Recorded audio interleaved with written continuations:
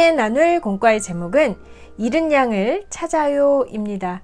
먼저 공과 보면서 말씀 함께 읽어보겠습니다. 시작.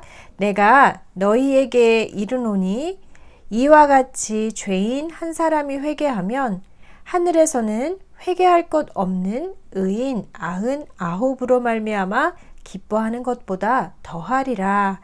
누가복음 15장 7절 말씀. 아멘.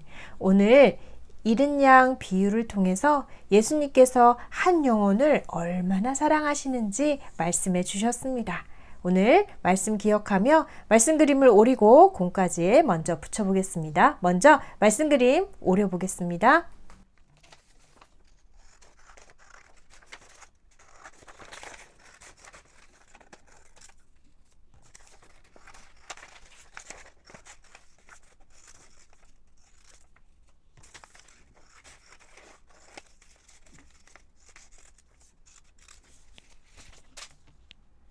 말씀 그림을 오려봤습니다. 오늘 말씀의 제목은 잃은 양을 찾아요 였습니다.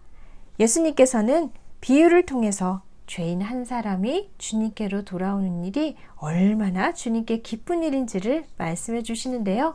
어떤 비유였나요? 잃은 양 비유였습니다. 어떤 사람에게 양 100마리가 있었습니다. 그런데 어느 날 한 마리를 잃어버리게 되었습니다. 어떻게 했을까요? 에이, 한 마리쯤 없어져도 되겠지 하고 가만히 있었을까요? 그렇지 않았습니다. 잃어버린 양 한 마리를 끝까지 찾아다녔습니다. 그리고 마침내 양을 찾았을 때에 너무 기뻐 어깨에 메고 돌아와 이웃들을 불러 크게 기뻐했습니다. 붙여보겠습니다.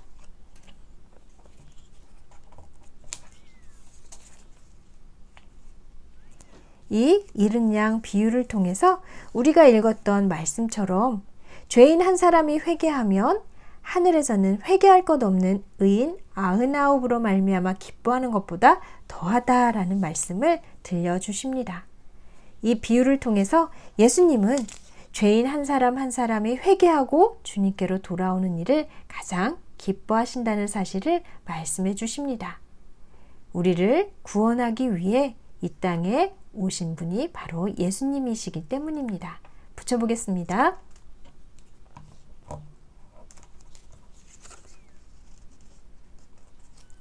우리를 끝까지 찾아 구원해 주신 이 예수님의 사랑과 은혜에 우리는 어떤 모습으로 살아야 할까요? 여전히 주님을 알지 못하는 친구들, 이웃들을 찾아서 복음을 전해야 합니다. 그리고 기도해야 합니다. 붙여보겠습니다.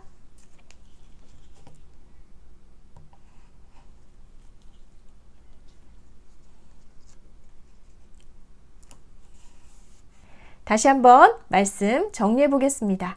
오늘 말씀의 제목은 잃은 양을 찾아요 였습니다.